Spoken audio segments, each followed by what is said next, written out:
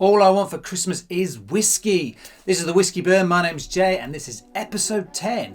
What should you be asking for Christmas and what should you be buying others for Christmas?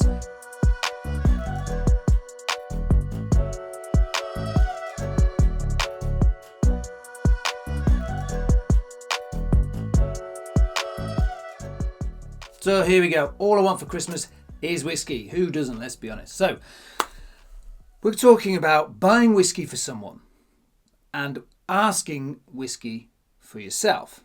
Okay, so we're going to start with buying for people. So you know what you like. I know what I like. Beauty of whiskey is you can have lots of different tastes and lots of different bottles with different tastes, different palates, different smells, different types, different burns. I could go on. The list is endless. So when you're buying for someone, if you know what they like, let's just say they're really into smoky whiskey. They really like, say, your Ardmore, Kilchoman, and say Lafroig, for example. They're really into those. Why not suggest something different and buy them something sweet, like a Jura? This is the Jura Bourbon Cask Single Malt. Why not? It's something different. It gives them room to explore. Try different things. You know what they say? Try something. If you don't like it, never mind. You never know. You might buy them that and I might give you it back. You never know. It could be a bottle of whiskey up. But think about what they like. If they like really spicy ones, but they always stick with the same bottle. So if someone really likes, again, we'll stick with smoky. They like really smoky bottles, but haven't tried the Ardmore. Maybe you look at that and go, right, you know what? I'm thinking about them. It's Christmas. I want them to have something they're going to like. And it's smoky. And they're going to like it because it is a nice whiskey.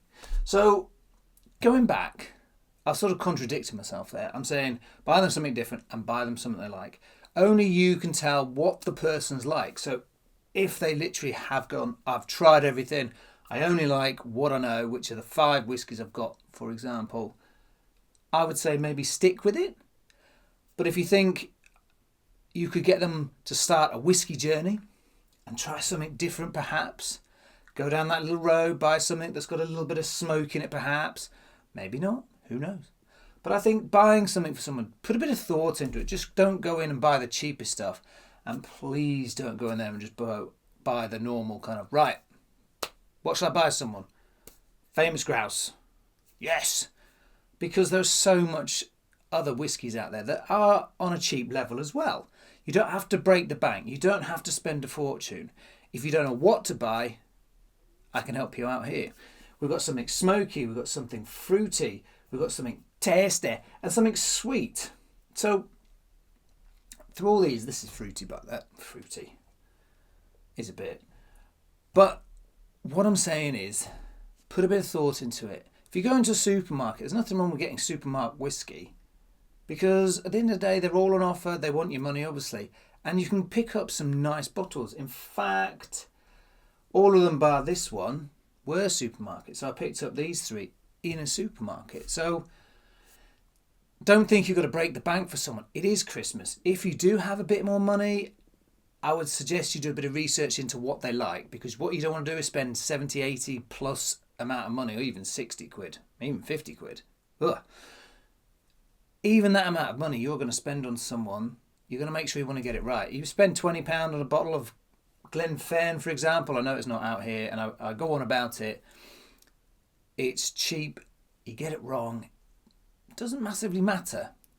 So what I'm saying is, think about who you're buying for.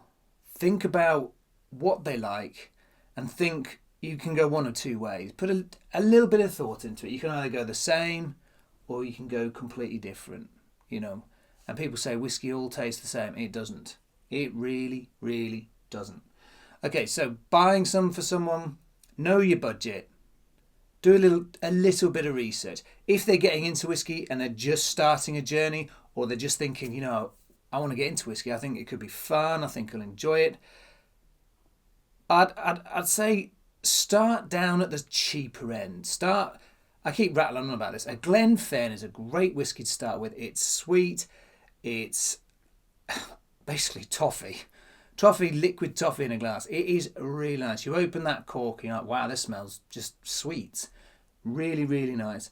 So what I would suggest is something like that, and you could end up with a really, really popular present for someone at Christmas, and it will get drunk.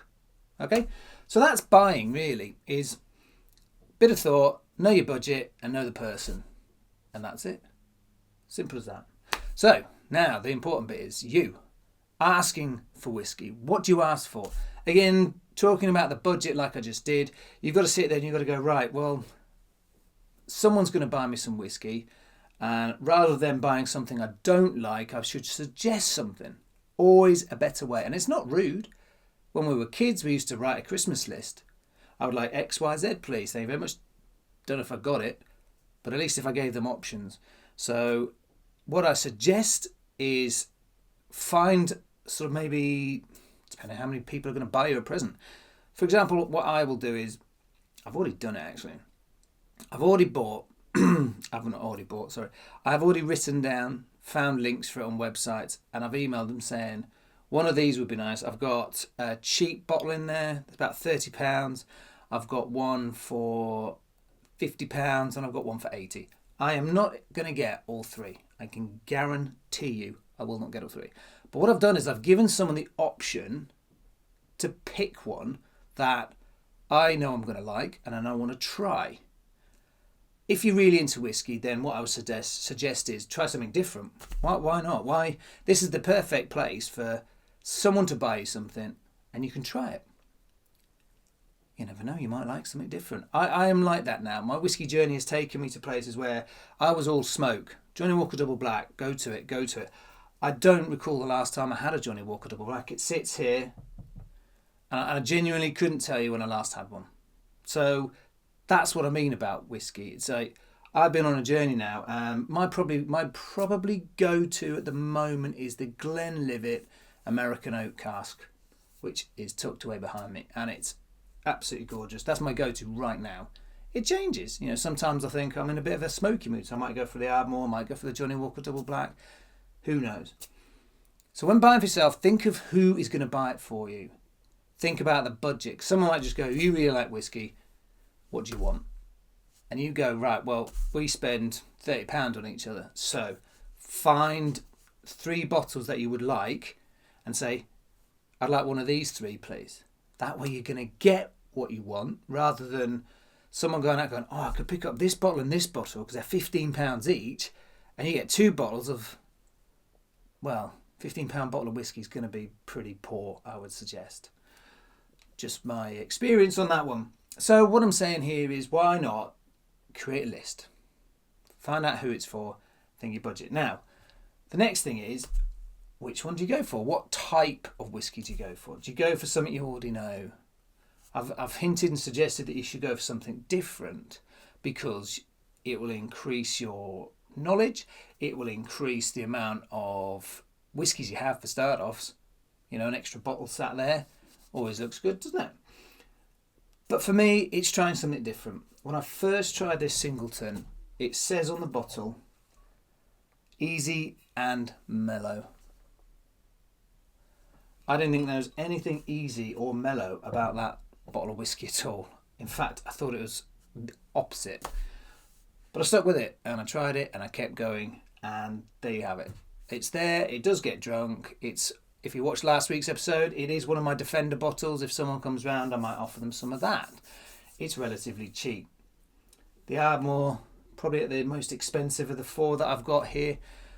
But think about the person who's buying you. Think about where you are on your journey. So if you're just starting and you go, oh, I'm quite into sweet whiskies, don't suddenly go for something like the Ardmore or even Lafroig or something that end of whiskey, because it could turn up, you could get it and then you're like, whoa, I do not like this, blows my mind.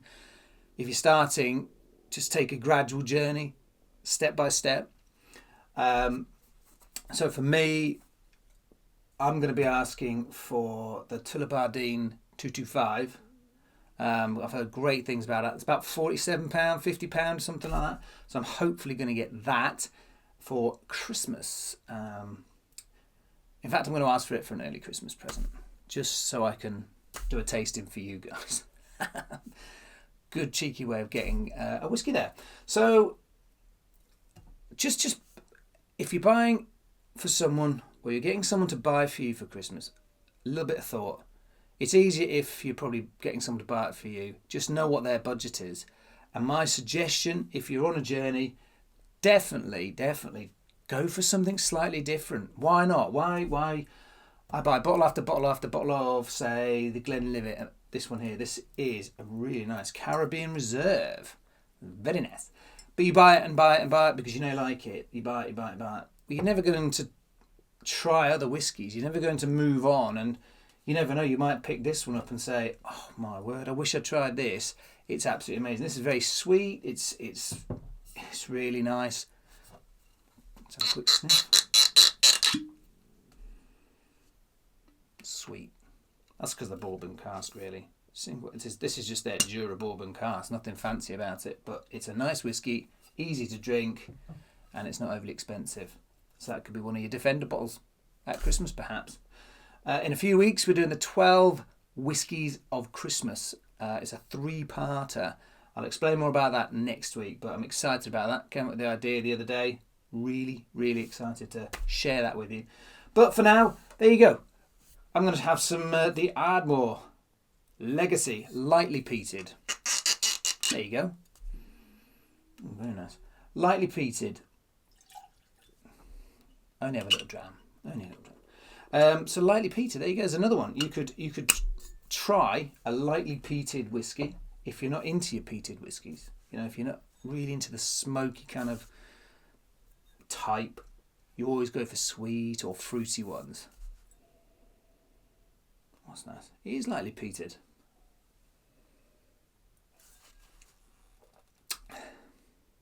Oh, it's just got a little kick of smoke. So if you're not into your smoky whiskies, or you're sort of starting on that journey, why not try the Ardmore? The Ardmore Legacy, lightly peated. Very nice. I'm just going to bung a little ice cube in here, and excellent. Anyway, I hope you get what you want for Christmas. If you don't ask, you either might not get, or you don't know. You could be getting anything. If you know what you want, ask for it. Simples. Anyway, that's it for this week. Enjoy your whiskey. Sláinte.